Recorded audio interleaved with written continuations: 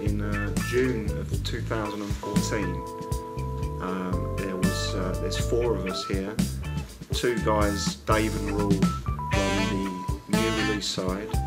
So they have all new releases from labels from all over the world, and they do a lot of represses and reissues, which are, you know, there's a big market for that now.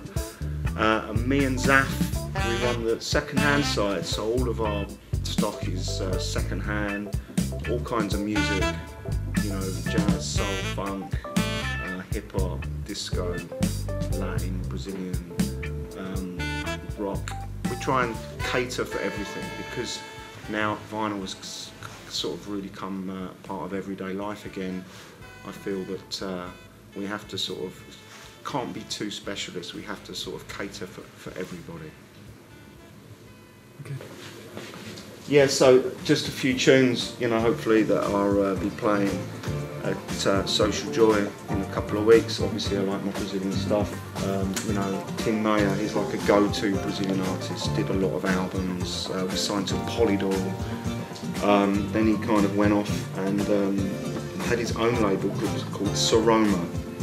And he did this album, New Vens, which has got a track on it called Trem, which is fantastic. There's a couple of other albums he did on this label called Rational Culture, where he kind of, I think he was probably doing, you know, far too many drugs, and got into it almost like a kind of cult sect kind of situation. Put these albums out, was telling people kind of, you know, how to live their lives under God's will and stuff like that. But you know, Tingnya, fantastic artist. This album, it's got a track on it called Supermarket. It's just such a beautiful cover. I mean, again, like Brazilian records, they have these beautiful photographic covers. To be honest with you, I only know that track off the album. I haven't even listened to the rest of the album. It's just always just played this one, so that's a good one. This is something I got in Utrecht. Again, I just saw that and I thought, right, that looks like a Brazilian record. I've never seen that by a guy called Nita. It's got this kind of cool, like, hat, beard, and almost like a woman's dress kind of vibe going on. And then on the back is too, it's pretty good look. But again, I had to listen to it, and the first track just did it. I was like, right, yeah, I've got to do that. So yeah, that was a good one. This one, sometimes as well, you know, there's so much social media out there, there's so many things going on. Sometimes you just catch things on Instagram, like this Japanese guy, his name's DJ Coco, and he always films himself cutting up 2 copies of 7-inch singles. And he was cutting up this, it's Bill Evans, obviously, you know, a very famous jazz musician from the 60s, called 55 Days at Peking. It's from, I think it's from 1963.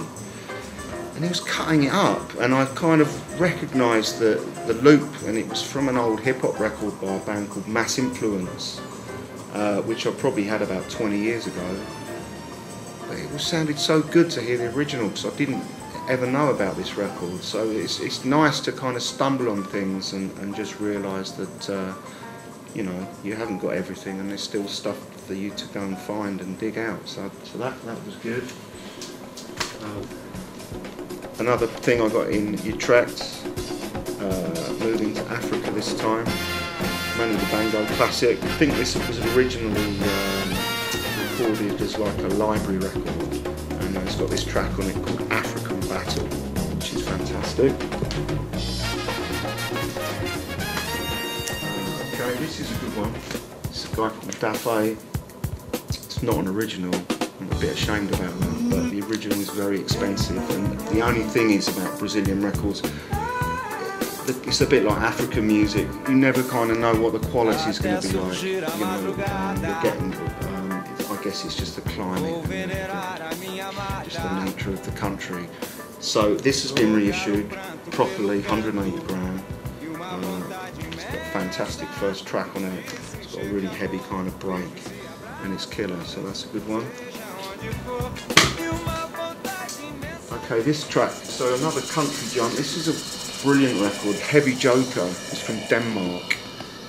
Me and Dominic Savini, who talked about the mouse organ Wah Wah 45 connection.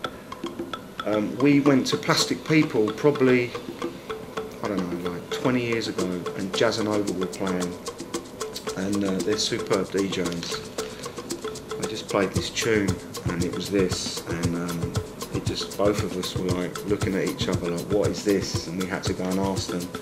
And the track that's the killer is called Leaving for Calabasa, and I only probably picked this up about a year or so ago, because it's always been quite a hard thing, expensive record to get, so I just saved up a few PayPal Discord credits and got it in, so that was good. This is great, Thrust, Macmillan Isles. It's like a private press album from America. A lot of these albums had this kind of generic stock cover, so they just changed the font. At the time, this would have virtually been, it would have just sunk without trace. It would have come out a handful of copies. You know, there would have been no promotion. They wouldn't have had any radio play, anything like that. It's a rare album now. It's got pretty much every tune on it is good. I like this track, Summer Fun, Jar Jar's good, every tune on it is good. It's a really interesting album. It's kind of done in different styles, and yeah, it's just, I love these sort of stock covers because you just think they look a bit homemade, and you know, they always kind of have a kind of surprise tune on them or something, so that's good. I don't know why, but I just kind of brought along a couple of Japanese records that I bought lately. Nothing, they're not rare, but they're just good, and I don't really know much about Japanese music. You know, some of the jazz stuff I know, but this comes under the banner of J-pop, or some people call it J-boogie, and it's just really well produced. I guess it's Japanese pop music, but to me it sounds more in the kind of boogie disco vibe. Yeah, it's Tatsuro Yamashita, For You. And a very well-known album, you know, in Japan, not so much over here, but a kind of affordable, good, cheap Japanese record. This has got a track on it called Midnight Driver. This woman's name's Minako. And there's another 12 she did here with a track on it called Town. So it's like a Japanese 12 on a nice label called Alpha, with a very nice kind of Mondrian sleeve. And yeah, just a couple more, just one couple of recent purchases, a lovely Brazilian 7, Isso e Bonita, very funky kind of Brazilian 7-inch. Weirdly, all Brazilian 7s that I have, they all play at 33. I don't know what that is, but they all do. And then my last one is this, which I got from a guy called Gary Johnson, who does DJ for Mr. Bongo.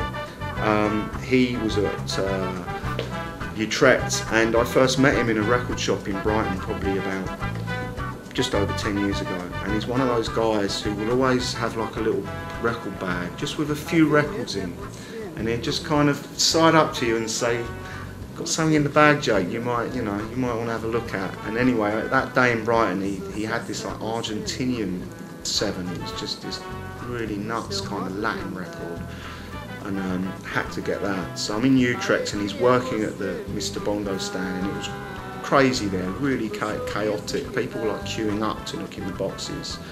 all of the chaps there were really like working overdrive, selling all their stuff, you know. And I kind of thought, right, I'll go back and see them at the end and have a chat. And he just kind of got this little box out and went, oh, Joe, you know, this might interest you. So this is like a lovely 7-inch on Copacabana, which is like a big label in Brazil by a guy called Bebeto. So I'll be playing that at Social Joy too. Se você olhar pra mim, menina, vou te ganhar. Já sei que não vai ter jeito pra poder te conquistar. Se você olhar pra mim, menina, vou te ganhar. Ei, vento, vento, vento no mar, me segura no balanço pro vento não te levar. Ei, vento, vento, vento no mar, me segura